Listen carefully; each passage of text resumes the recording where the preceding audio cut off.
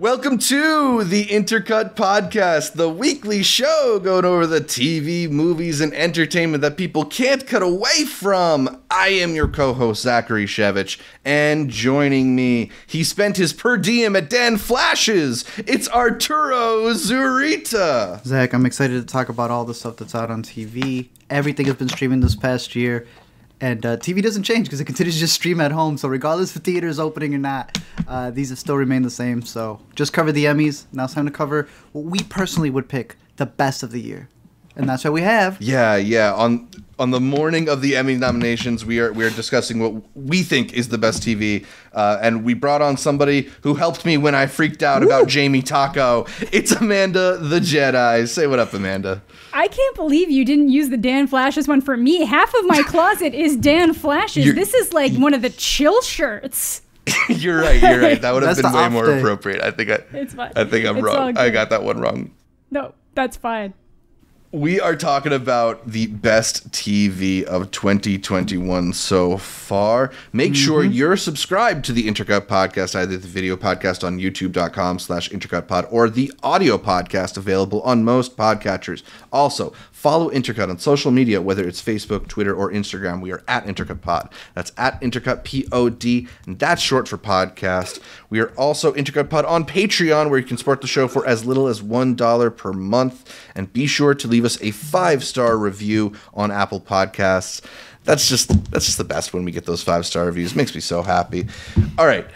We are talking about the best TV of 2021 so far, 6 months into the year. Spending a lot of time stuck at home, so a lot of TV to watch. Although, it's competing with movies that at home time in a way that it never really had to before. I don't know how much time you guys are making for TV shows. Art, I know you kind of had to scramble towards the end of this half year to fill out your top 10 list. For TV, it was like, no, the movies are back, theaters are open. I'm sorry, television. I'll see you later. I'll wait for the Emmy nominations to come out, and I'll see what I should be watching. I'll wait for the Zach picks, and then I'll start binging that. Exactly. I come on here not to give y'all picks, but to hear the picks from these two, to be honest with you. So no, I go for you guys. It hasn't been a bad year. I got some pretty solid picks. There's a lot to watch at home, and this isn't a 90 minutes, 2 hours. You get a full, sometimes 10-hour production that you get to binge watch. So still not bad. Absolutely. Amanda, before we actually talk about the shows that we're watching, do you feel like there's a streaming service that's dominating in the TV landscape right now? I mean, Disney's entered in a big way with their Marvel shows too, and Netflix still as a king, HBO Max with all this stuff. What do you think? It's rough. I feel like this past year in particular, every studio is really coming out guns a-blazing. Yep. I think I've got stuff on my list from across every streaming service, and there's stuff that I loved across every streaming service. I feel like I honestly don't even know. I feel like I usually like a lot of what Prime ends up doing, but then Netflix I feel like is my bread and butter because I either love it or it's really fun to talk about in a video and makes me money. So so I feel like Netflix wins for me for the self-serving side, but I just feel like everybody's really been bringing it the past year. Yeah, agreed. Yeah, Netflix definitely dominates screen time, right? They eat up a lot of hours, but when we're talking about quality, the other networks are really putting some awesome stuff out there too. But I agree with you. It's a smattering of different networks across my top 10 list so far.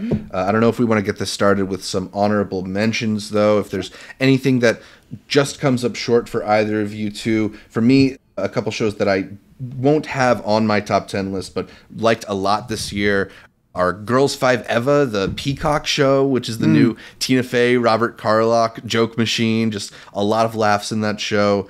Made for Love on HBO Max. That'd be mine too. Kristen Milioti show. I think that it's set in a really interesting world, and I just kind of was immediately hooked by that pilot. Same. I haven't seen enough of some of these shows, but the 4th season of Search Party, we that's a show that I've talked about a lot on Intercut. I love that show. Z-Way, the 1st season of Z-Way, I thought was great. And then I don't know if Betty season 2 is necessarily eligible because it's kind of right on the line. That was last year. Yeah, shouts to Betty. Yeah. We love Betty here on Intercut. And also Rutherford Falls I've been enjoying on Peacock as well. The latest like feel-good Mike Schur universe, comedy. Art, what about you? What are some of your honorable mentions, if you've got any? Nah, bro, I barely make the list of my 10. my number 10 and 9 are shows that I've started the first episode or two of that I was like, all right, these have bigger potential than the shows that I have completed that may not make the list. But to answer your question that you had asked Amanda, I think that in terms of quantity, Netflix. Nothing is beating Netflix. We keep an eye on everything that comes out, and it's not even close. Netflix is releasing the amount of content that all the other streaming services, plus theaters, plus whatever, Corncob TV as well, you can include that one in there as well. All of them are producing in 1 month. So quantity is not even beat. And sometimes they do have a hit, Yeah. In terms of quality, though, HBO. HBO is still producing the highest quality, in my opinion. We did discuss how Apple TV is kind of getting up there. Maybe Zach has more faith than I do. But we waited a long time to just get stuff from them. But in terms of the biggest splash, Disney, without a doubt, just because of everything that they have, will always be the most popular. I'm not saying that they're going to be the best, not saying that they're going to have the most.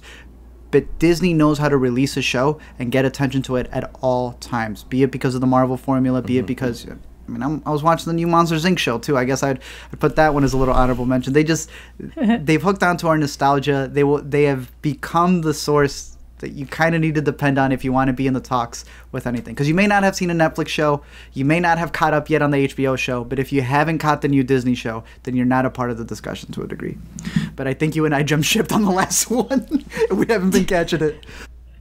But yeah, the streaming services are full. This is no longer prepping to see who sides on who's. No, the war is full on going. All of the streaming services are here.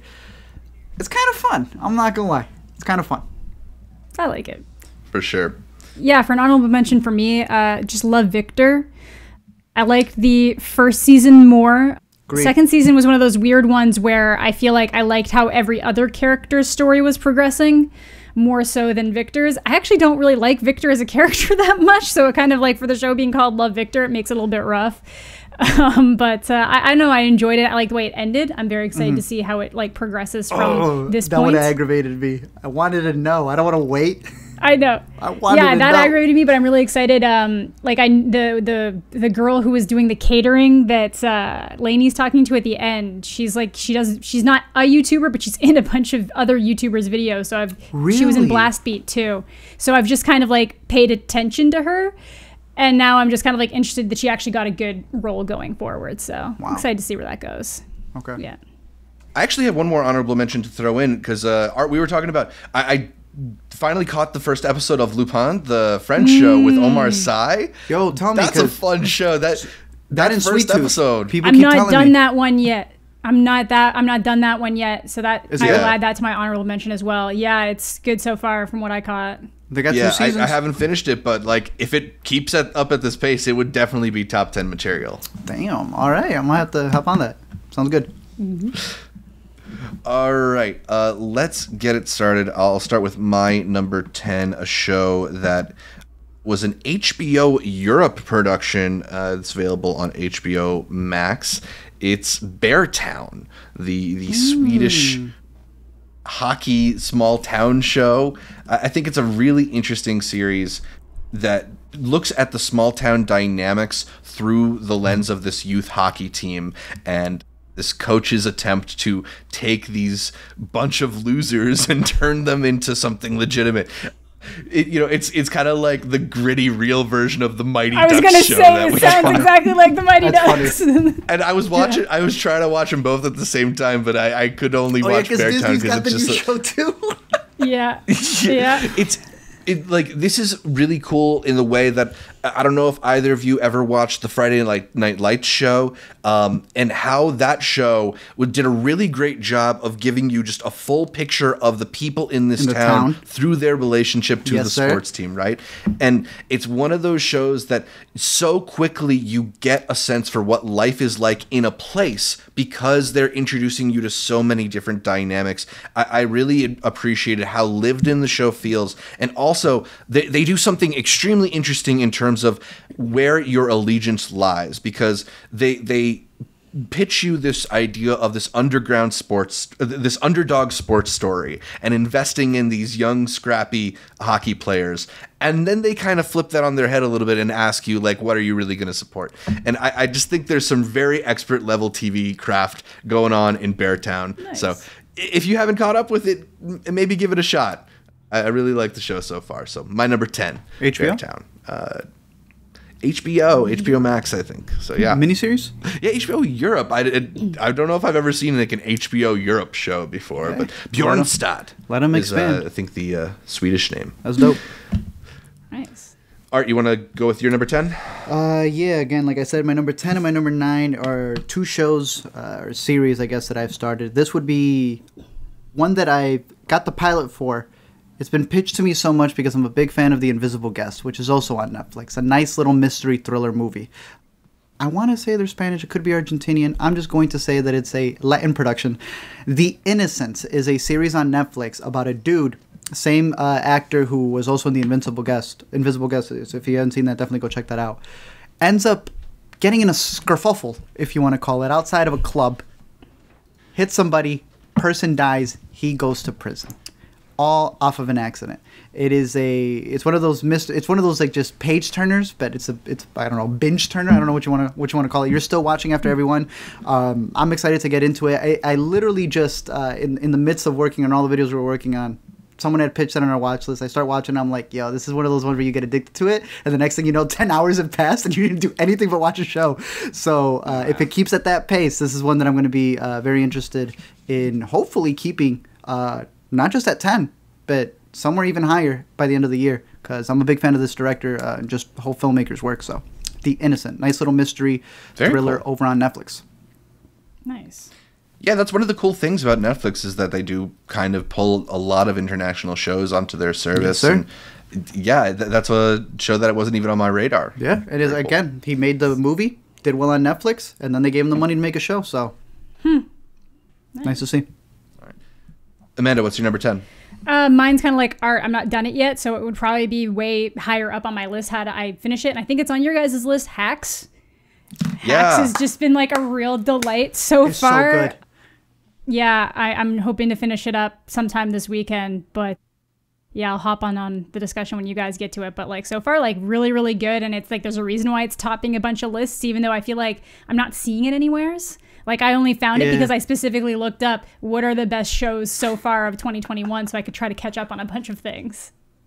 No, it's fantastic. That's a show that I think, you know, now that the whole first season is out and people are going to get a chance to binge through the whole thing, I anticipate by the time the second season rolls around, there'll be a lot more people talking about it. It's already greenlit, too, so it's great. Yeah. All right, my number 9, I don't know if this showed up on your list, Art, but it's Pretend It's a City. The Martin Scorsese friendly Wits Talks. I'll leave it at that because I figure we'll get a little bit more into it later. But I mean, we might, but yes. I'm just a sucker for anything that features Martin Scorsese chuckling in the corner for, you know, extended periods. So absolutely delightful. We'll talk about it a little bit more. But Art, what's your number 9? My number 9 is one that so many people had recommended. I don't even know how you can legally watch this in the United States, but we found the links. It is a long docu-series that gets into your head, literally called Can't Get You Out of My Head. Yes. I think Zach has seen more episodes than I have, but the way he described it to me, I was like, well, that sounds like the way my brain works. So I'm watching this first episode, and it is this, 6-7 hour docu-series about 6 1-hour episodes. The world? The entire history of the world to this point? The entire history of the world, like some patch that some dude wears in Pennsylvania will be connected to, like, I don't know, the revolution that happened in China, like, 1,000 years ago. And he's just weaving through all of these different things. I'm barely a sixth of the way done. So, again, these would be my 2 entries where I have so high hopes for them. It's topped, I believe, the Letterboxd list as well. So, clearly, other people have finished it. Again, I know it's a BBC original series. So you might be able to find it there. Maybe use a VPN, whatever you need to do. I'm a sucker for documentaries. Obviously, my top films. I'm going to have a bunch of docs. This is one that just gets to your subconscious. And I was telling Zach, I was like, it feels like he hasn't even started yet, but I know that by the time the documentary ends, I'm going to come back and see those just little remarks that he did comparing things and realize, oh, that's actually like a much bigger deal. I just didn't have the information from episode 6 to realize how profound of a statement you were making right here. So I'm just going to put that one out there right now. Can't get you out of my head. Put that one on your radar. I'm very curious to see what different interpretations people get from it. Yeah, I haven't finished that one either, so I didn't put it on my list. But from what I've seen, it's extremely captivating and kind of a lot to chew on, right? Like he in the first 15 minutes, he takes you from like colonial Kenya to the Indian immigrant experience in England to the life of an actress in China. Like it just Jesus. the way he makes these connections is so fascinating, and the story he's trying to tell is clearly this really grand scope. So yeah, I haven't fully gotten my head around it, but I am fascinated by what I've seen. It's just like so dense too that you have to kind of mentally prepare yourself to take all that in. Every video essay is just quit. Just stop. It's done. It's over. Yeah. Well, I, for one, will definitely be using expressvpn.com/Jedi to hit up BBC iPlayer to watch Amanda, that. So no lie, my subscription ran out. I went to you. I got the 3 months. So go click it. It's the best thing to have, and it allows you to watch some of the shows that are on this list, such as my number 9 pick. It does. Yeah. All right. What's Amanda, yours, Amanda? Aside from ExpressVPN, what should people check out with your number 9? I put my number 9 is one of your honorable mentions, and it's Made for Love. Oh, yeah. Yeah. So I caught the first episode at South by Southwest and really kind of it was such a unique concept that it just really demanded to be continued. It's basically tells the story of someone who ends up essentially meeting like a Mark Zuckerberg type person. His last name is Gogol, and everything looks like it's Google. So just you got to imagine this crazy eccentric billionaire, and then they're together. But he comes up with this thing called Made for Love, which is like a chip that you can implant into each other's brains, and then you can always watch what they're doing. It perfectly syncs you up, and he ends up. I don't know if I can. That's pretty early on that it happens. He ends up giving it to her without her realizing it. So now she's trying to escape him, but he can follow her everywhere because he can see exactly where she is. He's got unlimited resources, and it's just a very quirky, weird, like you will never have seen anything like this show before. It's not going to be for everyone, but I love Kristen Milotti, who is the mom in How I Met Your Mother, and she was also in Palm Springs. The one with Andy. Yep, Palm Springs. Thank you. She's fantastic, and I'm really glad to see her in more things. And she really shines in this show. She's really delivering an excellent performance on that show right now too. I also really like Ray Romano and Billy Magnuson on that show. Killed it. Ray killed it. Yeah, when I saw Ray Romano, I was like, Ray Romano? Stand out. What? Stand out. Yeah. Easily. So good. Yeah. Very funny show. I agree with the recommendation there. Yeah. My number 8, I don't know if Art maybe has this, Art or Amanda, maybe you've seen it too, but I have M.O.D.O.K, my favorite of the Marvel shows. I will say that's a good honorable mention for me. Actually. I like M.O.D.O.K. I mean, look, I have been critical of the Marvel shows, but this is the kind of stuff that I would really love to see them do more of. Is just kind of because it's Hulu. Yeah, I mean they shoved it off on the lesser streaming platform owned by Disney. I get that, but it's let them do just sort of this crazy Robot Chicken-esque super villain show voiced by Patton Oswalt, who I think is like one of our gifted vocal comedic performers, and just kind of throw all these random jokes at the wall with the use of their IP. Like this is the kind of subversive take on an established property that I wish more studios would actually allow. I think it's a really fun show. I think there's a lot of really good jokes in it. There's so many voice actors who I think are hilarious on it. I burned through these screeners when we got them. I really liked it. Yeah. I'd put it as my number 9. If I can't include my incomplete shows, then that is a completed show. I will put it my number 9. I didn't even put that on there. He's right. Patton Oswalt, he was in a Sundance movie. Ooh. One that I really liked, and I'm blanking on the name on it. Wasn't that a South by movie? Sorry, you're right. It was a South by movie with the blue flower and stuff that was just like animated, like epic fantasy. I thought he did not work as the voice in the video. Yeah, did not work as the voice of that king character. As M.O.D.O.K, the man ran with it. He kills the voice of M.O.D.O.K. I know the M.O.D.O.K fanboys, the fan base, the purists, they didn't like the show. That's why it's getting like so low reviews, but I don't care about M.O.D.O.K. So. Exactly. I went to go check it and I was like, wow, they're like you have disrespected the character of M.O.D.O.K, and I was like, oh damn, I didn't know that. But as a robot chicken I guess look at a Marvel property, I thought it was hilarious. I also think that the ending should be the finale, and there should not be a season 2. I know they greenlit a season 2, but I thought that it ended in a perfect way that really encapsulates the villain that people were complaining doesn't really get there. I'm sure the first 9 episodes they definitely make him a goof, but that 10th episode was like perfect into his psyche of like what he would do to be the anti-villain that he is. So yeah, put it in my number 9 spot then. I liked it too. Awesome. All right, I think we're at Art's number 8. The Euphoria Specials. I am a big fan of these little transition things that more companies are now going to be able to do because of streaming. And the Euphoria Specials were nice little nuggets of what would have been kind of the season 2 stuff that were able to become a bridge because of the pandemic. And then to incorporate also that the pandemic is happening and how they meet. I keep wanting to say that the first one, the part 1 where she meets with Coleman Domingo's character, is my favorite in terms of dialogue. But visually, the second one is superior in every way, shape, or form. But just that the conversation, the set pieces that they have between the characters, how it's technically a bridge from all of the, I don't want to call it the fallout, but it is to a degree, how the first season ended.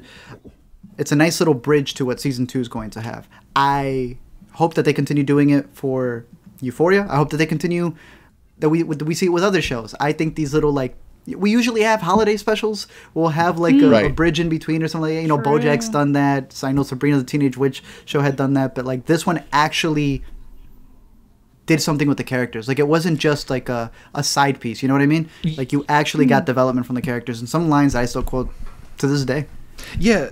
I mean, it's a beautiful show, a beautifully written couple of shows, but that's an interesting point you make, because something that I find frustrating when you watch certain TV shows is they'll end a season with a bunch of cliffhangery elements, and it feels like the second season is in a rush to, you know, resolve a lot of different elements, or they'll try and solve so many things in just that first episode of the second season. And maybe these mid-season specials or whatever can kind of serve as those transition moments to kind of give some emotional closure to different elements of the plots, the way that I think these episodes did a really great job of bringing you into these characters and hyper-focusing on what they're going through. But yeah, I forgot to put these on my list, but they're great. Same, I didn't even... Right? Euphoria's like this. So if this was ever an episode in the season, people would be like, why is it so slow? But because it's not an episode in the season, you can completely change the tone and have it literally be a conversation where two people are just talking. Yeah. So I love that about it. Nice. Good pick. Good pick. Amanda, what do you have at number 8? Zach. This is definitely going to be one of like the outlier ones that you guys wouldn't have even had in consideration, and I actually don't even think Zach would have watched it. Shadow and Bone, Netflix. I did watch it. Hey, it's decent. Hey. It's decent. I liked it. I will be honest. I said this in my review, and I think that's kind of why it's here. When I make videos, you end up going through something so many times that like the stuff that you like stands out more, and if you really don't like something, it stands out more. So like I didn't walk away disliking it anymore after having made the video. The crows definitely stand out. It's basically it's based on the novels by Leigh Bardugo of the same name, but then threw in a prequel series for the Crows. And I think that was a wise choice. I think that most people prefer the Crows duology to the Shadow and Bone trilogy. So I think that's why they were like, we need to find a way to add these characters in, because I've always said it, like Alina's storyline seems like something that would be interesting to read about as like a myth. Like this is the Sun Summoner story who came, blah, blah. But it's way more interesting following this like ragtag group of like criminals and their heist story than anything else is. But I thought it was like really compelling. I thought it was a solid fantasy. that had a lot of different elements that they weaved in very well. And as someone, I read the books after having watched the show, and I think that they did do a good job, and fans of the series seem to be happy with it as well. So I think it's a solid choice if you're into YA stuff or fantasy. Why not give it a go? It's gonna be big too. They knew who to give it to. They gave it to a lot of YouTubers. They knew how to roll it out. And this is that one. Yeah, they approached. That was one of the few that they actually approached me. They pitched it horribly. How they described it made no sense. It was like, it's like the magic system of Harry Potter mixed with the Hunger Games. And I'm like, absolutely no, it's not. But okay. One of the good ones that they had was, it is like Ocean's 11. Doing a heist in the middle of Game of Thrones. I was like, all right, keep that. And also don't forget to mention that it's the writer from Arrival.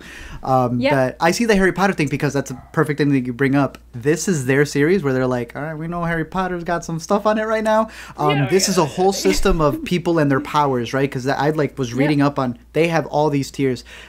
She's talked about amusement parks. She's talked about toys. She's talked about more spin-offs. So Netflix is really banking in on this being the next big thing. So I think they did it well. When you see how all these other YA fantasies failed or have just blown up, like Shadowhunters and other things I'm going through right now, like this one, solid. Netflix is cursed. Yeah, this is solid. So they're doing a good job, and I think that they're doing it well.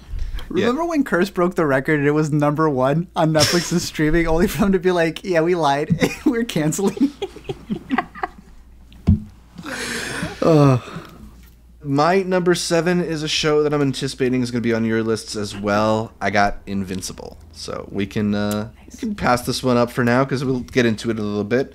Art, what's your number 7? My number 7 is a show on Apple TV called Physical. Bro. Oh. Bro. Ooh. She's on one. Y'all remember Violet from South by Southwest? How she's got those internal voices going on? Rose Byrne said, let me do that. Rose Byrne plays a woman whose husband is running for politics while she herself is going through a lot of not just body issues, but just like in general. She's like, she'll just be staring at someone having a good conversation, and then like it'll pause and you'll hear her voiceover. And Rose Byrne can be a beautiful housewife and at the same time such a how do I put it? A competitive person. I guess I would put it that way. And she ends up trying to make her own studio where she's going to be doing like aerobics and stuff. Absolutely killer writing. Absolutely killer performances. Sometimes the camera work is a little too much, in my opinion. But Zach, we're having a discussion where I'm not going to say it. You say it. You compared Apple TV having the potential to be. They're trying to be the streaming HBO. And it feels like they're getting a little bit closer to it with each new series. But nobody even knows. I'm not denying him. I'm not going to argue that. Yeah. But the catalog is starting to get there. Shows. Is the thing. I know. The catalog is there. I thought he was speaking blasphemy, but I'm looking at 2 Apple TV shows here, and my number 7 is one of them, and it's Physical. Rose Byrne kills it. They have a bunch of other shows that are on the horizon as well, but I think this is one y'all should hop on because it's an incredible performance by her. Great writing. I want to see this one at the Emmys next year. I'm not going to lie. Nice. Really good. It's on my Physical. list Check it out. watch. Yeah, that one, I think it just came out in middle of June, so I just haven't had the chance to hop on that. But I love Apple's a good dope. Rose They give us Byrne all role, screeners. so I'm excited for that one. Dude, she's great. Probably the best role she's had in a long time. I'm going to say a decade, bro. It goes Peter Rabbit. And then Yeah, I mean, it sometimes feels like movies don't know what to do with her, but she's so good in the right role. Tiffany Haddish movie too. Yeah, you got to put her in the right role, and this is the right role, and it's I think like 10 hours of it. So awesome, kills awesome. Amanda, you're number 7. Sweet Tooth. Oh, cool. Netflix comic adaptation, and this is one of the weird ones that I haven't really enjoyed how Netflix has adapted some of their comic book properties from some of these, like the Vertigo property. Like when they did Lock and Key, I was like, this is a tragedy. Like, this is a travesty. You ruined this. This is disgusting. I want to kill a little kid. Like, that's not okay. And then Sweet Tooth, I was kind of worried that they were going to, like, over-sweetify it, too, because Sweet Tooth is very bleak. Very bleak. But Jeff Lemire. The show manages to keep it, you do still get those moments of hope, and it is still very bleak at the same time. It essentially tells the story of a world where this it ends up feeling more relatable than it should have when it was definitely greenlit. But a sickness, the sick, basically spreads and starts killing off most of the population. And then these hybrids start getting born. So like the main character Gus is like half deer, half human, but then there'd be like half bear, half dog, half bird. And people don't know if the hybrids are like a result of the sickness or if the hybrids are what brought the sickness. So they kind of get hunted down. So Gus's father, the second he was born, just boots him out to the woods. And then something happens that he ends up having to go off on his own adventure to try to find his mom. And you just kind of get all these different, like him kind of like discovering the world for the first time, but then like the bleakness of being hunted down and all of these different things. And it's really good. So it was one of the ones that they did definitely, I think they made it a lot less bleak than the comic book, but it worked in the way that they did it. So I wasn't disappointed or upset. Dope. Awesome. And Robert Downey produces. That was one thing, because it was Lupin and Sweet Tooth where people were like, this is the shows you need to watch. So I got 20 hours to binge then between these two. Very cool. Yeah, that's one that I also wanted to catch too. But my number 6 is one that already came up, and it'll come up one more time. It's Hacks. So I'm going to send it back to Art for his number 6. You got Mythic Quest higher? I got Mythic Quest higher. Then I'm going to come back from Mythic Quest too. All right. Amanda, you're number 6. Y'all got Mare of Easttown higher? I do. Okay. I got Mare of Easttown at number 5. Okay, mine just bouncing around. So you take Mare of Easttown. Let's go. Zach. I think you got Mare of Easttown at number higher. 5 too. Here we go. That's all Oh my I'll talk God. about it then. Yeah, okay. I should have I had 2 going back and forth. Imagine if I had. It was so So good. you, So Amanda, close, go. Amanda. Take it. Mare of Easttown, it's very interesting because I don't think it's like a crime drama that's very much focused on this, not just a crime, but this one woman mayor's life. It's not necessarily doing anything unique for like a crime drama.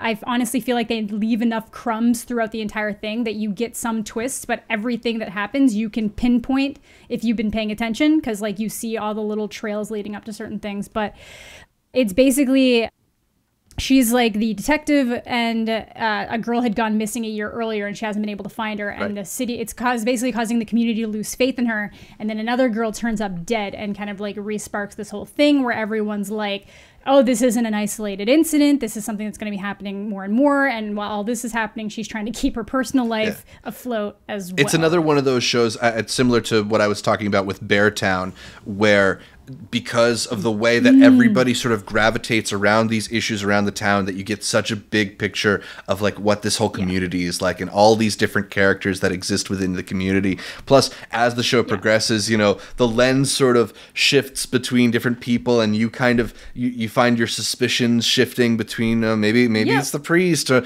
maybe it's her husband, and you know, which a good crime show does. But I think this is pretty well executed in terms of the way that it keeps your eye off of the ultimate, you know, the final answer here.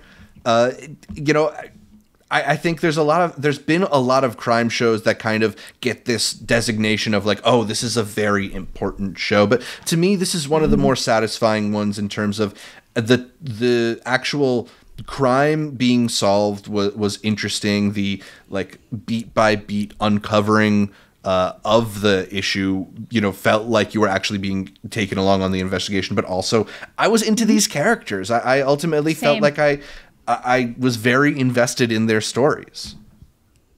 No, I totally agree. The characters really drive it. And Wawa's.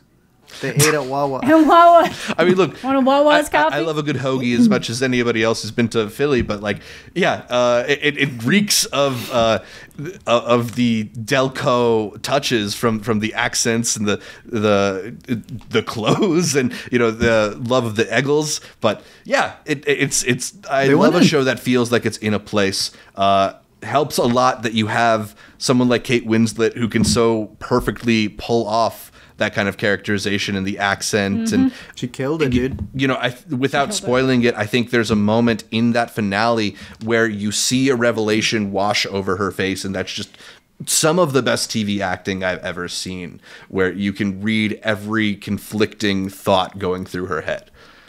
Yes, so you and I argued about this too, dude. We ain't gonna get into spoilers, but we argued about that.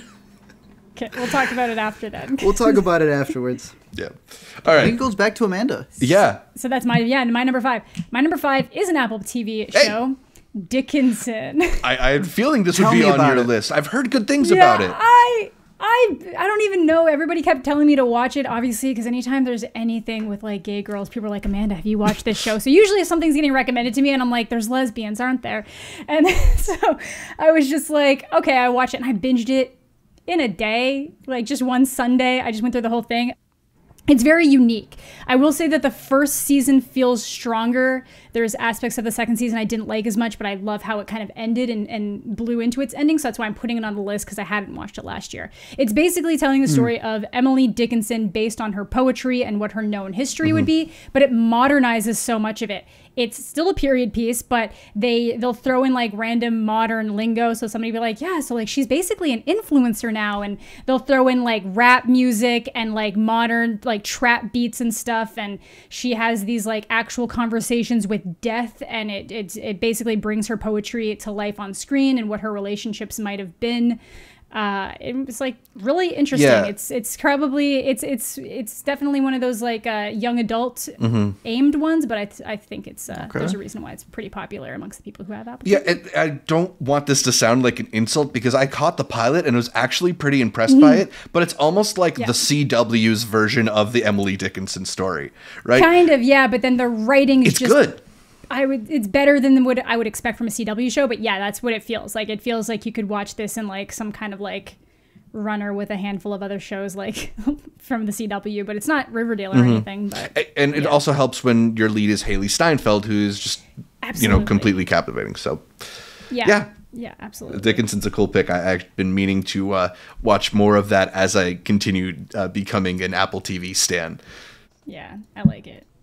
Let's take a super quick break from the podcast to thank our producer level patrons over on patreon.com/intercutpod. They are Cademan, D.A. Zapata, Ewan, and Tushar, and of course the producer Awkward. Thank you so much for your support of the show. And a quick note that very soon we will be covering the Fantasia Film Festival. Yes, we're going back to Fantasia virtually. The genre film festival full of really interesting horror, drama, thriller, documentary films. Make sure to head over to Fantasia and sign up for some movies to get ahead of the game. And follow our reactions on Twitter, Letterboxd, and elsewhere. Okay, back to the podcast. All right, I think we are at my number 4, which is... Yes, sir. It's a Sin.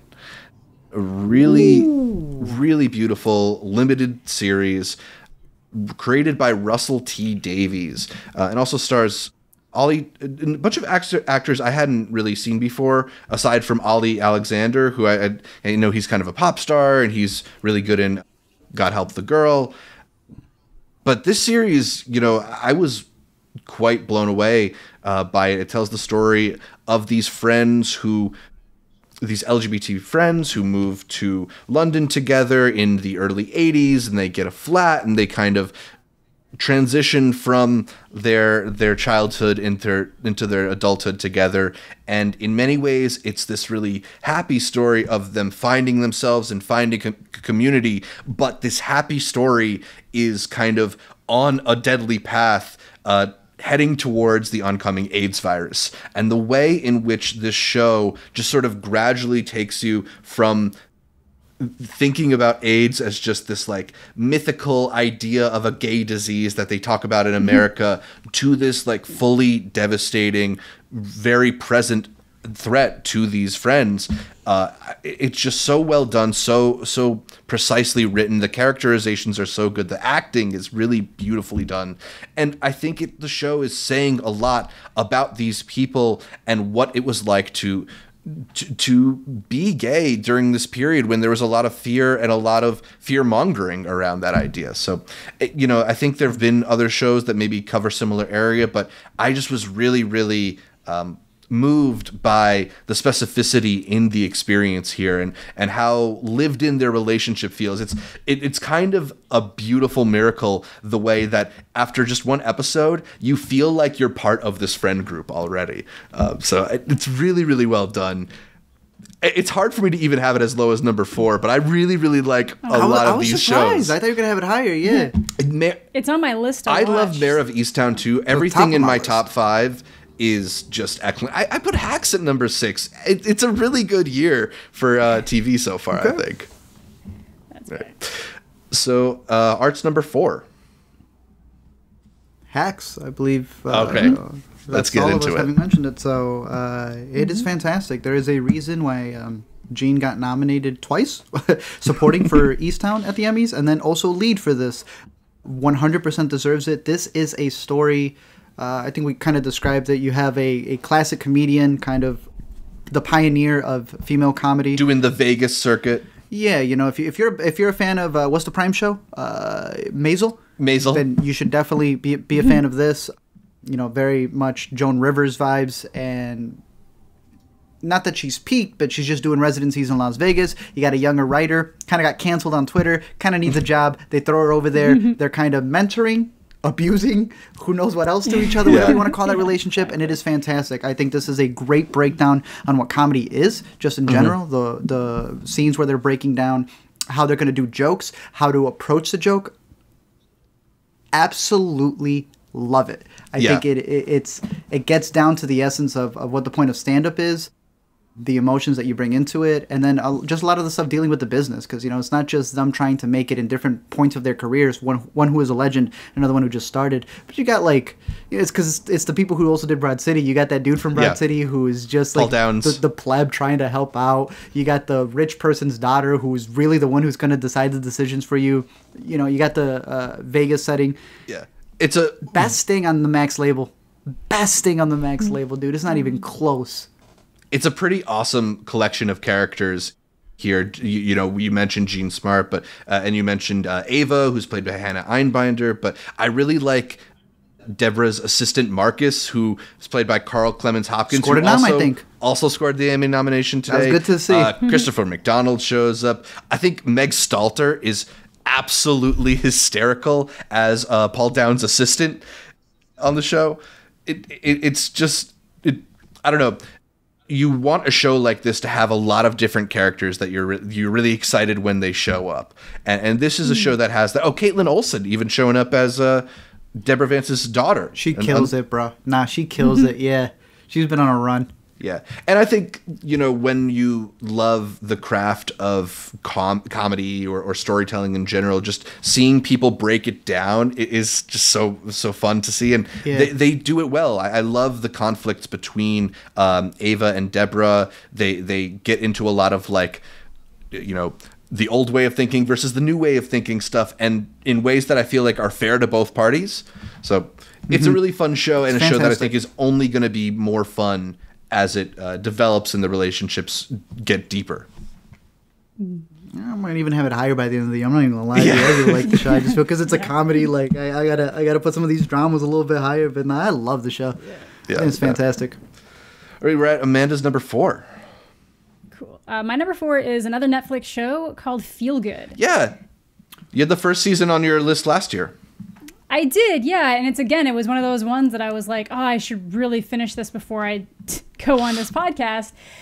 It's based on like an actual comedian. Her name's May, and this is basically her show that she's running and kind of telling a little bit like a version of the story of her life. And so she's a comedian who had dealt with substance abuse and then ends up living in England and ends up dating a girl there, and then kind of realizes that she is basically just shifting the addiction. Like you're just shifting, you become addicted with to a person and kind of over invest in that way. And I think that the second season like really built on that well, because it's kind of dealing with the fallout of what happens at the end of the last season, and then her going through some of the trauma that she would have experienced as a teenager when she was addicted to drugs and didn't always know what was happening to her. But it's really funny. I will say there are some scenes that I just know are so awkward that I was like, I'm just gonna like hit the 20-second ahead just so I can see the fallout of this and not actually witness it happening on screen, because I don't deal with awkward very well sometimes. But it's really good. It's really funny too. They're just very like kind of quirky and like heartwarming. So it's a comedy, but it also deals with like some pretty serious and heavy topics. Not cool. It doesn't go quite as serious as something as like I May Destroy You, but they kind of deal with things in a similar way. Like they basically throw out these blocks in the comedy and like just try to like block it with other things. So I think it's really good, and it's a fast to get through too. Both seasons are quite short. So awesome. It's got a strong fan base, so I'm gonna have to check it out. Yeah, and that's one of the shows that Netflix is really great for, in just sort of letting a smaller performer kind of get a platform and fill out a show, you know. So cool. I'm glad that you're still on Feel Good. I am, yeah. I think we're at my number 3, and Art, you had it on your list as well. It's Mythic Quest Raven's Banquet. Ooh, the second season. Shouts to the Apple TV Plus fam. This is the kind of ensemble TV comedy that I really miss. I wish we had more of the like office, like hangout, lots of people. You can mix and match. Like, oh, this week we're getting a story with Danny Pudi and Joe the assistant. You know, like this week we're gonna see what Rob McElhenney does when he is matched up with F. Abraham Murray. You know, and yeah, it's just like. Everybody on this show is very funny. They found interesting characteristics for all the different parts, and in the second season they are just able to kind of develop those people even further, get into, you know, the kinds of things that make you fall in love with the cast even more. It's just a show that I really love spending time in, and I'm a little bit influenced by having recently seen the first season too, so I just got to binge all of that and really enjoyed it all. But I think the show expands in some interesting ways in its second season. They dealt with some COVID production issues in very fun ways too. They brought back the idea of a one-off flashback episode in a really awesome way. It's good. It's a really well done comedy that gives you much more than just humor and character, but there's a lot of things going on in this show.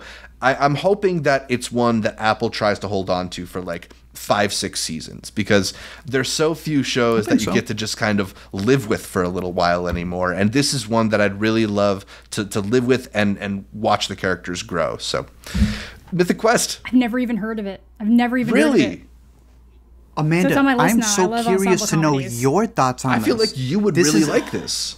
I've never heard of it. No, bro. Okay, so there's 2 seasons out, Apple TV, and like you said, it's work, office, family comedy, and it's video games.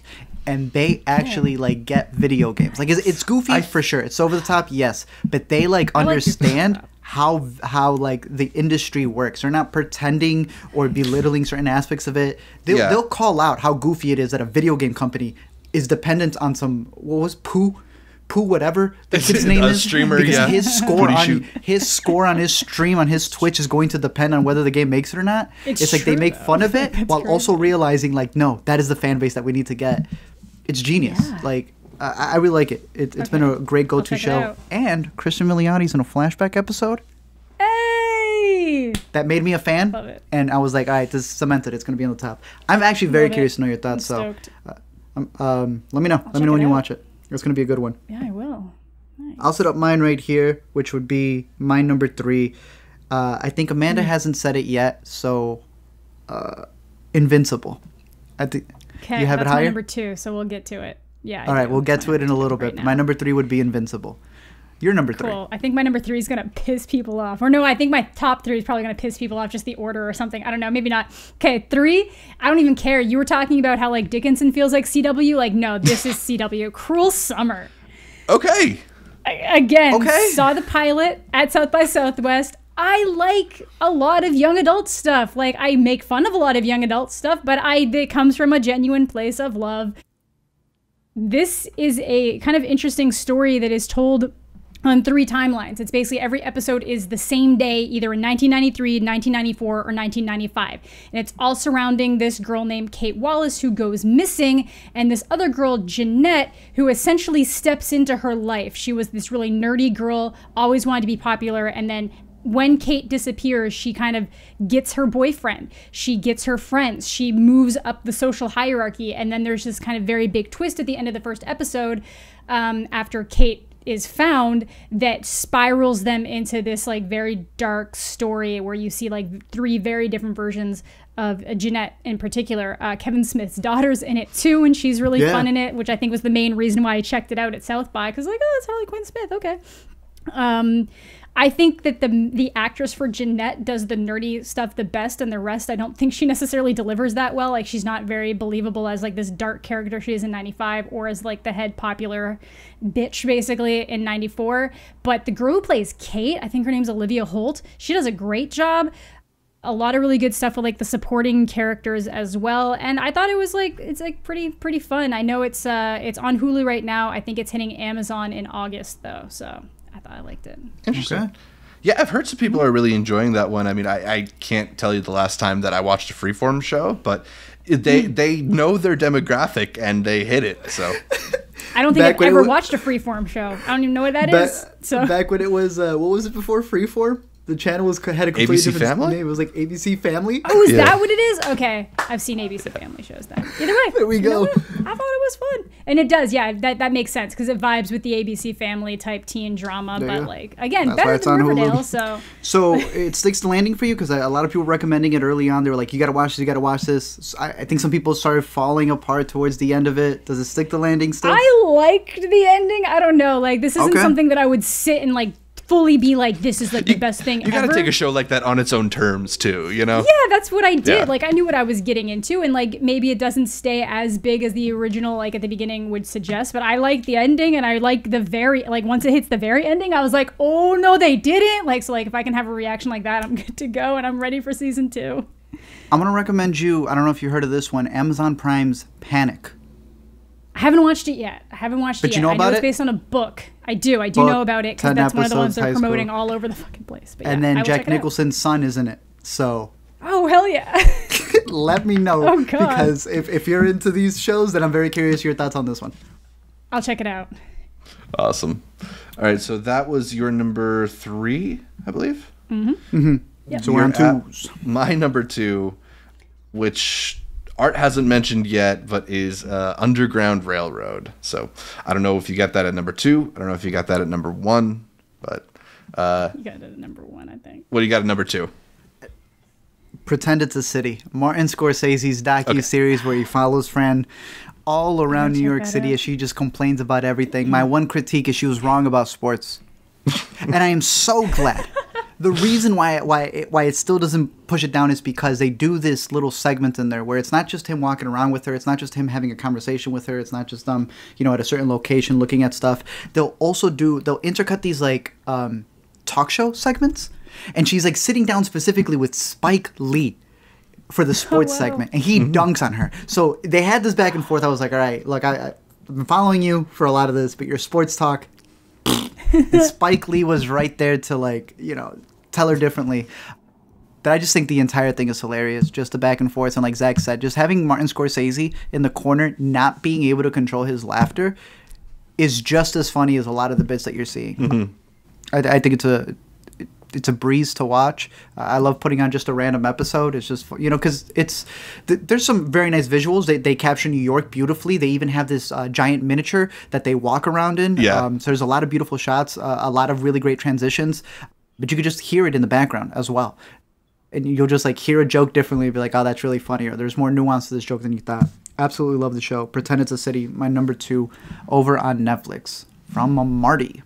Yeah, I mean, there's that's a show that's very easy to kind of enjoy in bits and pieces because she has all these just great observations. I mean, she's Friendly Booth's just such a great thinker and commentator, and I think some of her points are just so sharply put together that it's just fun to hear her quips, even if she's not necessarily correct about a thing. She's argued it in a fun way, Yeah.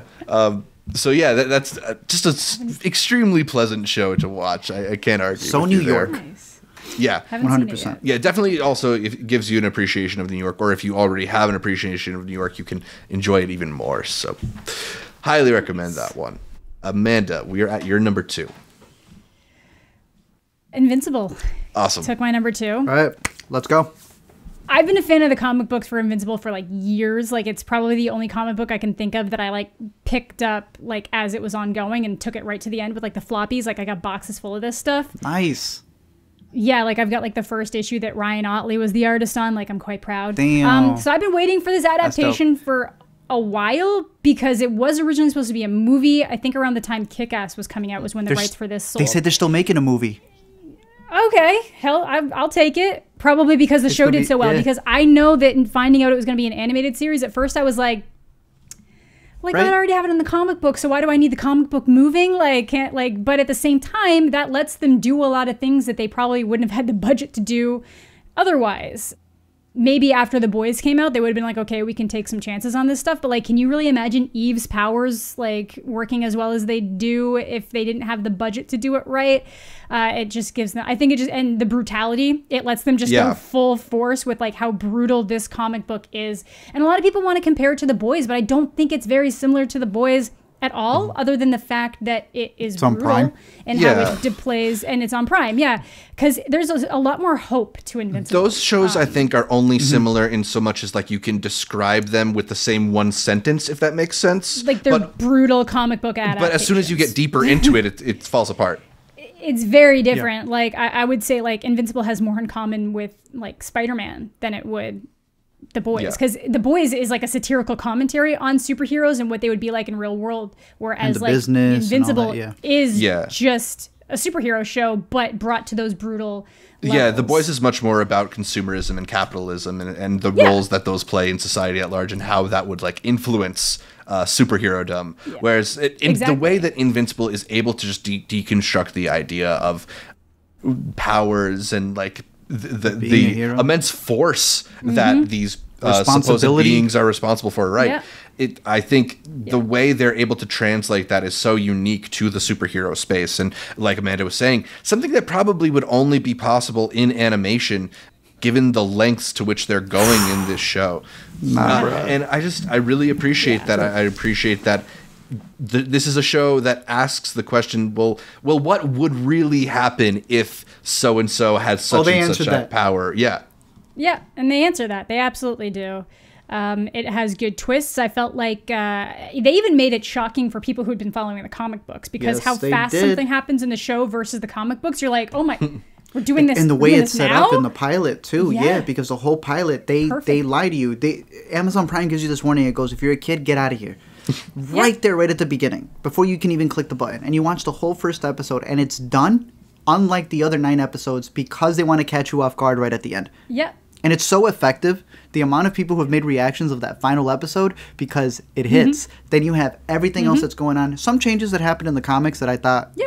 We'll see how they end up developing, considering where those characters are going to go. I don't watch shows on a weekly basis. I don't. We covered this when it premiered, and we were talking about it. We were saying, oh, the animation, I don't know about the animation. No, they came in. They came in? And did stuff with the animation, like that train scene, that can only be done, like Amanda said, in animation. Yeah. They came in and had me watching on a weekly basis all the way to that finale. I've seen that finale 3 times through. They killed it. Absolutely killed it. Yep. That's why it's my number 3. Your number 2. Yeah, I had a number 7, but honestly, like everything in that top 7 is really, really hard for. I had Invincible higher and interchangeable. Very curious to see. For it to be in your 7 is insane to me. That's what I'm saying. Like that's amazing. I got 2 superhero shows in there this year. Although, granted, not a lot of superhero fans like the other superhero show I got in my list. That's fair. I liked it, but I don't care about M.O.D.O.K. So. Yeah. All right, I think we're at my number 1. Yep. This is maybe not like the most elegantly crafted of the many great shows that we've talked about, but it's the show that I think I spent the most time this year obsessing over and wanting to see the next episode of, and it's a Q Into the Storm, the docuseries from HBO. Put that as my number 10 of completed shows. But there you go. Completed shows. I did not think it would be your number 1. Look, I think that what Colin Holback is doing here is more than just an investigative documentary, right? Because first of all, there is the fact that he went far deeper into the QAnon conspiracy theory than just about any other documentary filmmaker out there. going and his approach too is crazy. Yeah, finding all the key players, getting these interviews with people who often aren't friendly to the media, flying out to the Philippines to talk to the people in charge of these websites that have the Q drops on them, and getting just about as close as I think we're ever going to get to a Q reveal in his final episode. Yes, there is that amazing investigative journalism aspect to it, thrilling sequences where they're narrowly escaping the authorities in the airport in the Philippines. But also, there's just this amazing character portrayal in it that reminds me of like the best of Errol Morris's work documenting eccentric people, because these people he goes and profiles, the Watkinsons, Ron and Jim, are just two of the biggest weirdos that I've ever seen in a documentary. Insane. Leaving the camera on them and letting them talk about their interests brings up the most offbeat conversations and unexpected turns. It's a mixture of thrilling and off-putting and amusing, but in a way that you don't know if you should be amused for. Yeah, cringeworthy at times. I just think it's such a unique piece of documentary that accomplishes so much while also kind of being important and having something to say about the world right now. Look, I just spent so much time wanting to know where he was going with this and being on the edge of my seat. I just have to I can't deny that very real feeling that this series gave me. So despite the fact that this year was stacked with auteurist television, I got Q Into the Storm from Colin Hoback at number 1. Damn. Haven't heard of that one either. I mean, Amanda, it's on HBO good. Max. Okay. Well, you know that sequence? Don't exist here. Oh yeah. Like you know that sequence in Borat 2 where he goes and he hangs out with like the dudes in the cabin? You saw Borat 2, right? Yes. Yeah. In Borat 2, he goes and he hangs out with them, and it's like the Q-headed dudes, and they're like, yeah, you got to understand is that they take the baby, and they're like, so imagine like documenting those people, and somehow they let you in, and it's the 8chan people. And they turn out literally the people to who be the run people responsible 8chan. for QAnon. Yeah. Amazing. So like, think that Pepe doc, sure. that Pepe doc that came out, was it the Feels Good Man? I think this is a good So it companion kind of like piece to deep that. dives into that. Nice. It's a good companion piece dope. to that. Showing like the corrupting It's just- power of, the deep internet. Yeah. It's just Okay, weird, crazy. bro. I'll check it out. It's very weird. It's weird. They're very You'll weird. take a shower afterwards, but yeah, they're very weird people. All right. My number 1, Q Into the Storm. Art, I think we know what your number 1 is. Tell us about what you think about the Underground Railroad. It's fantastic. This man took a vacation. Can't even call it a vacation, a break after he finished it. Yeah. It is Barry Jenkins' The Underground Railroad, a miniseries that should not have been all released at one time. If you can release The Boys on a weekly basis, you can release this one on a weekly basis. Absolutely. I think this is one that each one pushes an hour, and it is a great, not just conversation piece after each episode, but I even bought the book, so I'm reading the book. Because I do want to rewatch the entire thing. I want to make sure I catch it like in 4K. Our screeners were not in 4K. But even then, that does not stop the incredible performances that were up on screen. Performances that should have been nominated for Emmys. And a show that I think should have gotten a much bigger push. Because Amazon definitely pushed Them, a series that came out the month prior. Yeah. And every complaint that I have for Them, because I don't like giving complaints about a show if I don't have a response to what would be that subject done better. Underground Railroad came out the following month. It is everything that deals with not just trauma, but a certain time period handled in a much better way. Go into it knowing little as possible, I guess, and just follow and this that journey. it's a hard watch. And it is a hard watch. Just know that it's a hard watch. Definitely. Yeah, it's the only reason why I haven't finished it yet, because I've just been staggering. So, my number 1. It's a hard watch. It's my number 2. It's a really beautifully done show. Of course, Barry Jenkins. But there are also to counterbalance these truly like hard to look at sequences are some moments of very just sheer joy and beauty depicted in a way that I don't think we've seen in this era in particular. And I think a filmmaker like Barry Jenkins, what he's so good at is really bringing you into a world in terms of getting you into these intimate moments with characters. Like the way that Barry Jenkins captures people looking into the lens. You like look into their soul in a way that I don't know if any other filmmaker is on that level right now. Mm-hmm. And some of these portraits that he puts together in this series are so moving. The music, of course, also by the man Nicholas Britell, so good. It's beautifully shot. The acting's incredible. Beyond Thuso Mbedu in the main role, Joel Edgerton is terrifying. William Jackson Harper is amazing. Aaron Pierre, I thought, was great. Insane. Chase Dillon, one of the best child performances I've seen in quite some time. Yeah, I mean, yes, sir. You know, each chapter really feels like its own really amazing story, and I think I was really surprised by all the twists this story takes, given that it's put against this historical setting. You know, there's a moment that happens toward the end of the first episode that just really upends your expectations completely, and I think that's a moment where you realize you're in the hands of somebody who's really amazing at this craft, right? So Underground Railroad, amazing show. Definitely worthy. Amanda, we're at your number one. So tell us about the Rugrats. Yeah, Rugrats. My number one is probably maybe a little bit not controversial, but it's not actually controversial at all. It's just probably not good enough to be listed at number one. But I was just kind of thinking of what hit me most emotionally. You gotta listen to your heart watching. On these. I went with WandaVision. Don't listen to your heart. It lies. It's deceiving. Okay.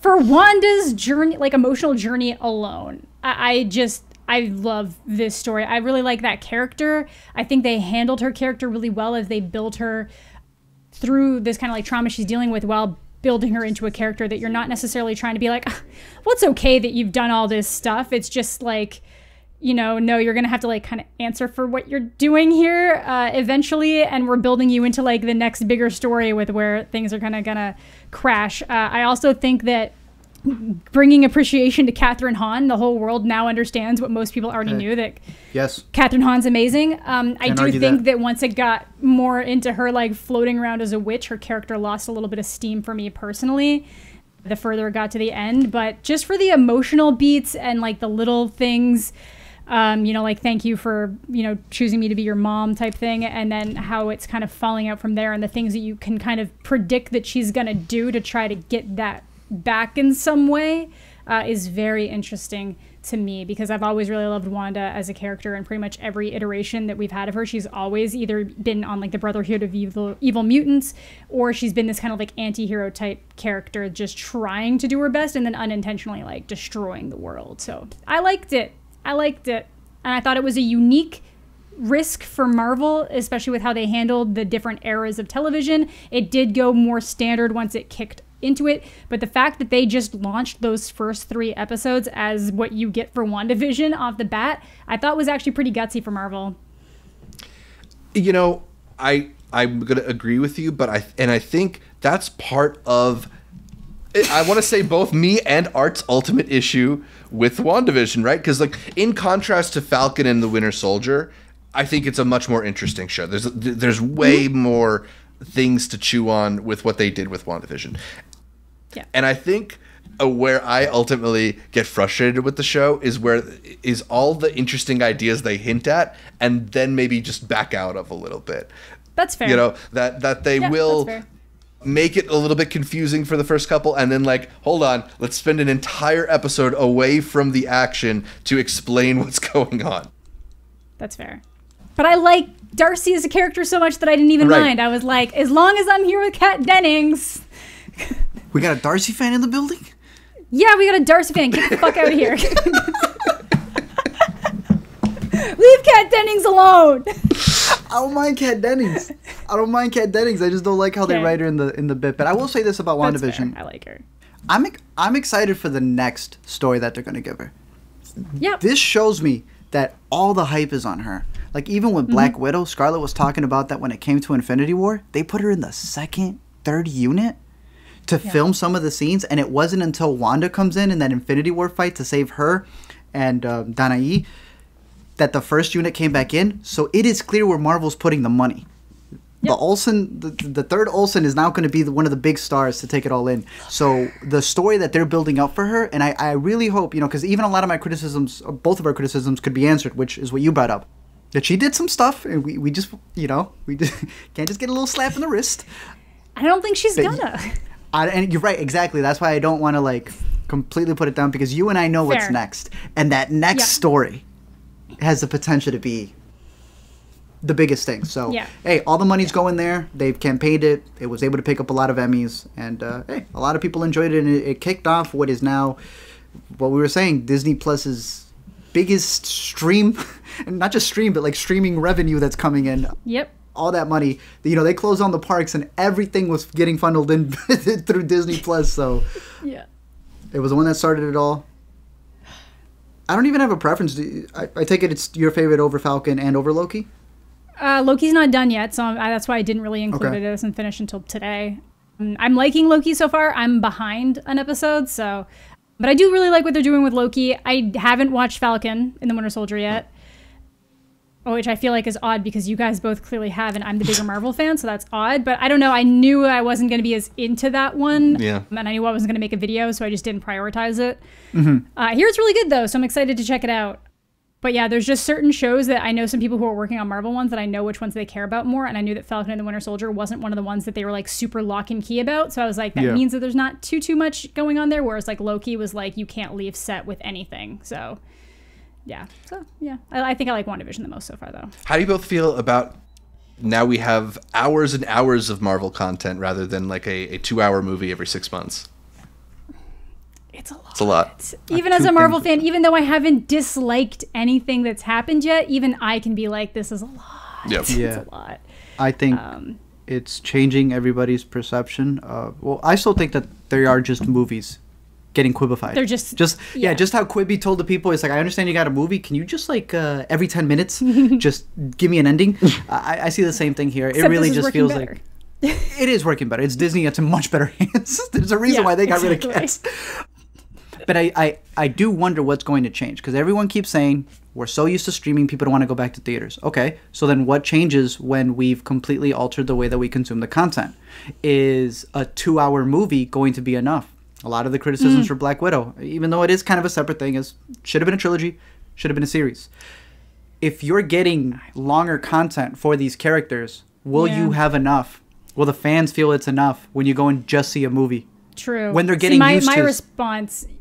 My response was that Black Widow should have had part 1, which was the Budapest mission 10 years ago, and then this should have been part 2. Okay. I don't think this should have been a series. I don't... 100%. That's my thing. Yeah, that's my thoughts. I don't want this to be a series. And that I think, honestly, making it a series, even though series are a huge deal now and people love them, I think that's kind of insulting to her character. Not Hawkeye. Hawkeye was only introduced in Avengers. He was really only in those movies. Black Widow's been around since Iron Man 2. Yeah, Thank exactly. you. She's been in multiple movies. She's had a major impact on plot points. She's the one who kept the Avengers together after the blip. I think that's what they're calling it now, but after the snap. She's the one keeping them together. She deserved those movies. And Black Widow's not perfect. If it had released, if there had been a part 1 that had been of this quality that released back when it should have, I think it would have been my second favorite of the individual solo first runner-ups. It would have been Iron Man, Black Widow, Captain America, and then Thor and Hulk off in a corner. They put everything on Black Widow, not just being one installment, but also having to be her goodbye. And it's it didn't have to have all that pressure. But I agree with you. So we'll see. Marvel transgression aside, or tangent aside. No, I agree with you. I think that movie it felt like it didn't have an urgency, and that wouldn't have been the case had it come out when her character was still alive in the universe. Right? That's another talk. I forgot she was dead until it got to the post-credit scene, and I was like, oh my god, right, she's dead. That's right, yeah. I actually have one more Black Widow related question to bring it back to TV. Sure. The idea that Florence Pugh is now going to get her own thing. At first I thought they were going to give her a Disney Plus show because they're giving everybody else a Disney Plus show right now, but is Florence Pugh too big for a Disney Plus show? Is that character maybe too big for a show and not a movie? She's going to be in Hawkeye. Well, she's already in Hawkeye. As a regular? No, as in she's someone who's appearing. Yeah. So I think she's going to be. It sounds like she's getting a movie then. I think she probably will get a movie. If this answers your question, Wise and Harbor just signed a film deal. multi-film deal. Well, that would So, make a lot more sense. Sounds like a movie. Yeah. Sounds like a movie. But I just want her to have her own. I know that you're upset because like she's too good for this, but at the same time, she was such a genuine highlight that I think getting Marvel money means that she can have the ability to do any auteur project she wants for the foreseeable future. It's like I don't know. She with stopped her Twilight Insta money. stories, man. I feel like Marvel She slowed told them us down. Today She actually posted like 20 pictures of cooking, so I don't know. Okay. All right. But yeah, as long as it doesn't alter noticed. that. My whole argument about that tweet, which was just a joke for what it's worth, but I know. my whole argument is I actually think Florence Pugh is the rare level of actor or actress who maybe could get to that like, you know, huge movie star level without doing the Marvel thing. So Tom Cruising it? But that doesn't exist anymore, really, though. That's almost the thing. It's like you're so good that you can do your stint in Marvel and you can still be respected. Yeah. I feel like there's some actors out there trying it, but Rachel Weisz is in this, sooner or later bro. they all get pulled Rachel in. It Weisz seems like is in Black Widow. Yeah. Yeah. Anyway, I get it. bringing it back to TV, I don't know if there's anything on either of your radars for the rest of the year, stuff that might ultimately be a contender for your year-end best of TV list. I know I'm on edge waiting for that new Succession, that trailer. I'm just hooking it into my veins. I cannot wait for more Succession. Cannot wait for more Barry, I think we're getting later this year. And I believe we are finally going to get that Lord of the Rings show from Amazon later this year. I don't know if that's something that either of you are particularly into. I'm not a fan of the Shire. No. But wait, is Wheel of Time? Yeah, Wheel of Time's coming out too. That's another big fantasy one. Which one's that? People are excited for Wheel of Time. It's basically this like 9-book epic by Robert Jordan. Fans are like really into it. I think it will probably end up being better than the Lord of the Rings show if you're looking for the fantasy vibe, but I'm also not huge on Lord of the Rings, so what do I know? What channel? Prime. Prime's going all out looking for that next Game of Thrones. Pretty sure. I could be wrong, but I'm pretty sure it is Prime. As I've been telling Zach, Prime had absolute nothing in June. They had booty in July. Absolute nothing. So if they're all saving it for later on, I mean, I still don't think they should have droughted their watchers during the summer, but all right, I guess that's where all the money's going. Then that makes more sense. Hulu's got a couple of interesting shows on the slate too. I'm excited to see that Steve Martin show, Only Murders in the Building. Him, Martin Short, think... Whoa, for real? Who's in that? Selena Gomez is in that one too. Oh, come on, bro. Give me the next for who else? That should be interesting. Anyway, okay. So I think that's it for our favorite TV shows of the year, but let us know what your favorite TV shows of 2021 so far were in the comments down below, and also maybe let us know what you think of our lists. I'll post those to social media as well. But that's all for this week's show. You can catch more from me, Zach Shevich, by following me on Twitter, Instagram, or Letterboxd at ZShevich. Amanda, where can people find more from you? You can find me on YouTube, Twitch, Twitter, Instagram, Letterboxd, and pretty much every other social media at Amanda the Jedi. And Rotten Tomatoes now. Hey! Congrats. Certified. Certified. Art. You can find me here on the Intercut podcast. Intercut. Always. Every week. Every week. Talking about movies. You can listen to every episode of the Intercut podcast on iTunes, SoundCloud, Spotify, or your favorite podcatcher. I like Overcast. And then make sure you're subscribed, not just to the audio podcast, but the video feed as well on our YouTube channel at youtube.com/IntercutPod, where you can catch our bright smiling faces as we break down the latest in entertainment. Find new episodes of the Intercut podcast every Monday, and please leave us a comment, like the videos. Consider heading over to iTunes to give us a 5-star review. We really appreciate those, and shout out to our listeners in Nigeria for putting us on the TV and film podcast charts out there. Like our Facebook, Instagram, and Twitter pages, all of them are at IntercutPod. You get updates throughout the week from me, from Art, from Amanda, from all the guests that we feature here on Intercut. Thanks again for tuning in, and until next time, you can't just skip lunch.